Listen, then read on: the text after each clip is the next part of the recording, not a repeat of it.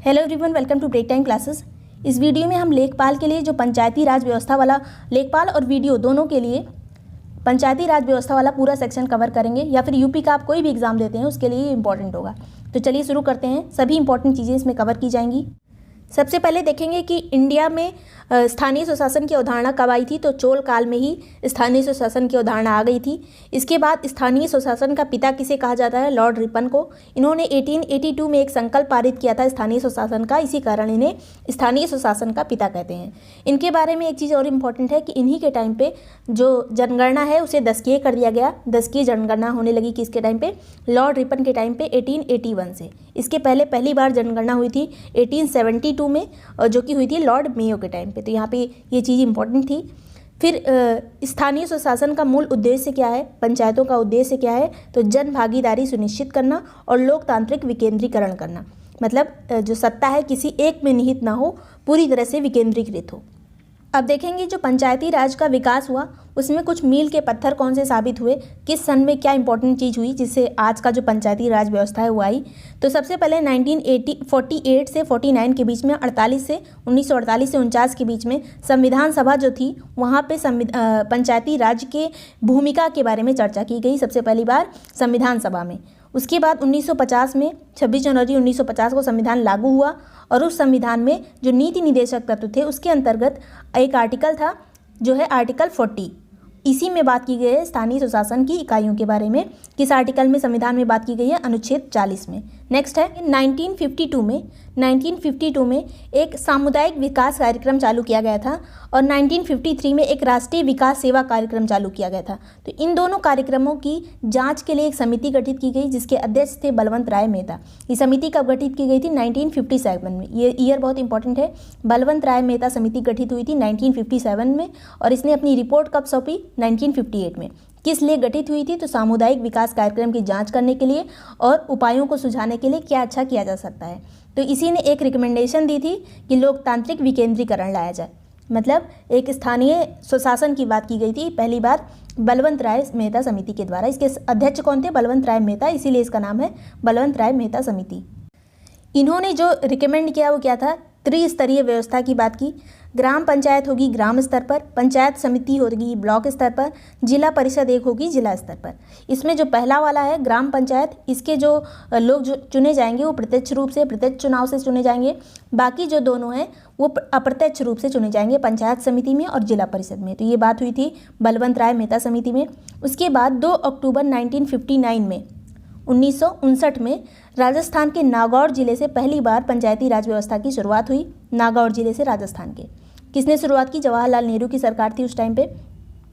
फिर 2 अक्टूबर को 1959 में राजस्थान में, उसके बाद 11 अक्टूबर को ही 1959 में ही राजस्थान में पंचायती राज व्यवस्था लाई गई जवाहरलाल नेहरू के द्वारा। फिर 10 साल के बाद जो इम्पोर्टेंट चीज़ क्या हुई? 1957 में जो पंचायती राज व्यवस्था ढीली पड़ रही थी, इसीलिए एक समिति और बनी, अशोक मेहता समिति। और ये किसकी गवर्नमेंट है? जनता पार्टी की गवर्नमेंट थी 1977 में। तो 1957 में आई थी, 1957 में बलवंत राय मेहता समिति आई थी। 10 साल के बाद 1977 में अशोक मेहता समिति बनी जनता पार्टी की सरकार में। इसने अपनी रिपोर्ट सौंपी 1978 में, 1978 में, और यहाँ पे त्रिस्तरीय की जगह द्विस्तरीय की बात की अशोक मेहता समिति ने। तो पूछा जाता है कि किस समिति ने द्विस्तरीय पंचायत व्यवस्था की बात की थी? अशोक मेहता समिति ने।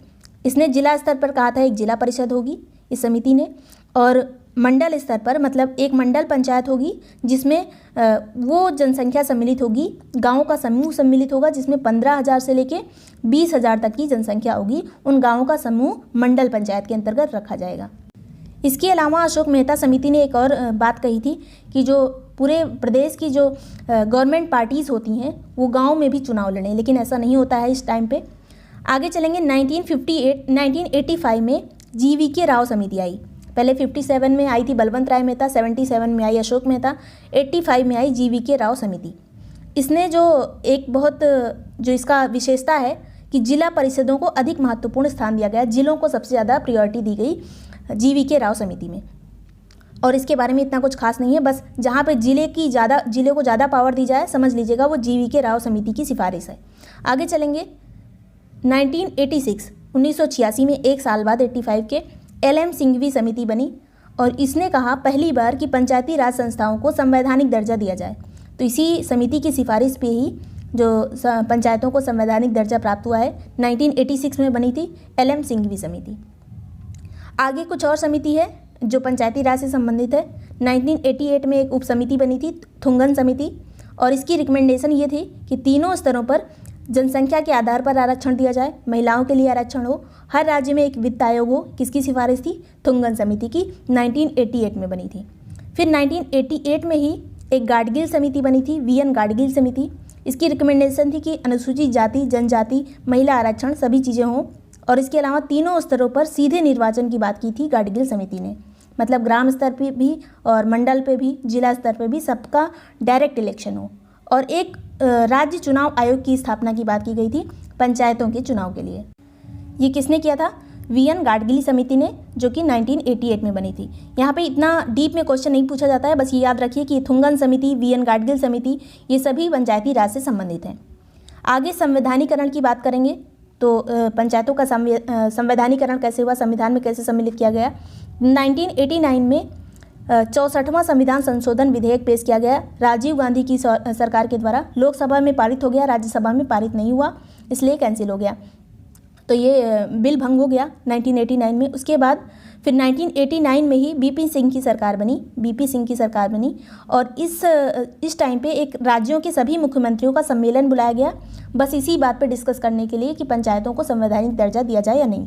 तो ये 1989 में ये सम्मेलन बुलाया गया। लेकिन 1990 में BP सिंह की सरकार गिर गई। उसके बाद फिर इसका क्या हुआ पंचायती राज का? 1992 में जब नरसिम्हा राव की सरकार थी, तब 73वां संविधान संशोधन पूरी तरह से कंप्लीट हुआ। 73वां संविधान संशोधन 1992 में, ये शुरुआत हुई थी इसकी सितंबर 1991 में पेश किया गया था लोकसभा में। उसके बाद 1992 में पारित हुआ। लागू कब हुआ? तो 24 अप्रैल 1993 में। तो अगर संविधान बना कब था, ये संशोधन हुआ कब था? 1992 में, हर जगह से पारित हो गया। उसके बाद कब लागू हुआ? तो 1993 में 24 अप्रैल को। तो इसीलिए हम 24 अप्रैल को पंचायती दिवस के रूप में मनाते हैं। इसी दिन ये प्रभाव में आया था पंचायती राज व्यवस्था। अब आगे चलेंगे, कुछ इंपॉर्टेंट चीज़ें हैं जो एग्जाम में पूछी जाती हैं। ये कौन सा संविधान संशोधन था? 73वां। मुख्य बातें जो हैं, इस टाइम पे त्रिस्तरीय ढांचे को अपनाया गया है। ग्राम स्तर पर ग्राम पंचायत, प्रखंड स्तर पर पंचायत समिति, जिला स्तर पर जिला परिषद, और 1/3 महिलाओं के आरक्षण की बात की गई है। हर स्तर पर 1/3 मतलब 1/3 आरक्षण होगा महिलाओं के लिए। अभी कुछ इसके लिए इंपॉर्टेंट आर्टिकल्स भी हैं, वो देखेंगे। और जो पंचायतों का कार्यकाल होगा 5 वर्ष का होगा, और किसी भी स्थिति में अगर पंचायत भंग हो जाती है तो 6 माह के अंदर चुनाव कराया जाएगा। मतलब अगर 2 साल के लिए कोई पंचायत का चुनाव हुआ और 2 साल बाद वो किसी कारणवश भंग हो गई, मतलब कि वो जो पंचायत थी 2 साल में भंग हो गई, तो 3 साल जो बचे हुए हैं उसके लिए दोबारा चुनाव होगा, जो कि केवल 3 साल तक चलेगा। जो उसका निर्वाचन होगा, निर्वाचन के बाद जो प्रधान बनेगा वो केवल 3 साल तक रहेगा। तो इस तरह से ये बात की गई है। लेकिन अगर 6 महीने ही बचे हैं, चुनाव आने में 6 महीने बचे हैं, उसके पहले पंचायत का भंग हो गई, तो फिर से वो 5 साल वाली ही बनेगी। मतलब जो निर्वाचन होगा वो 5 साल के लिए होगा। बस अगर 6 महीने से ज़्यादा की बात है तो निर्वाचन 6 महीने के अंदर करा लिया जाएगा, जितने भी समय उस कार्यकाल में बचा हुआ है, 5 साल में बचा हुआ है। आगे चलेंगे, राज्य में जो अनुदान प्राप्त होता है किस निधि से प्राप्त होता है? संचित निधि से। राज्य की संचित निधि से अनुदान प्राप्त होगा पंचायतों को। और जो 73वां संविधान जो संशोधन हुआ था, इसके बाद पहली बार पंचायती राज कहाँ पे आया? किस राज्य में? कर्नाटक में। इस संशोधन के बाद पहली बार कर्नाटक में। और वैसे पूछा जाए कि पंचायती राज व्यवस्था किस राज्य में पहली बार आई थी, तो राजस्थान के नागौर जिले में, राजस्थान में आई थी। अब संविधान के किस भाग में पंचायत है? तो भाग 9 में है। किस अनुच्छेद से किस अनुच्छेद तक? तो 243 से 243 ओ तक, 243 से 243 ओ तक है। और किस अनुसूची में है? 11वीं अनुसूची में है।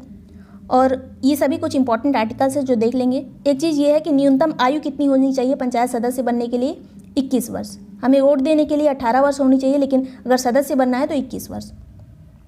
आर्टिकल 243 में क्या लिखा है? तो ये परिभाषाएं लिखी हुई हैं कुछ जो पंचायतों से संबंधित हैं। 243A में ग्राम सभा है। B में क्या है? पंचायतों का संविधान। C में क्या है? पंचायतों का गठन। यहाँ पे जो सबसे इम्पोर्टेंट है वो है I। 243 की I में क्या है? वित्त आयोग। इसके अलावा D भी इम्पोर्टेंट है। D में क्या है? सीटों का आरक्षण। जो तरह तरह का आरक्षण दिया जाता है महिलाओं को, अनुसूचित जाति जनजाति या किसी को भी आरक्षण जो पंचायत स्तर पर दिया जाएगा तो वो होगा 243D में। वित्त आयोग किस में होगा? जो राज्यों का वित्त आयोग है 243I में। और फिर 243K में क्या है? पंचायतों का चुनाव। तो ये सभी चीज़ें इंपॉर्टेंट थी एग्ज़ाम के लिए। और आप ये लेखपाल के लिए भी प्रेफर कर सकते हैं, वीडियो के लिए भी, या फिर यूपी का कोई भी एग्ज़ाम आप देते हैं उसके लिए इंपॉर्टेंट है। वीडियो आपको यूज़फुल लगा हो तो लाइक और सब्सक्राइब कर दीजिएगा। Thank you so much for watching break time classes.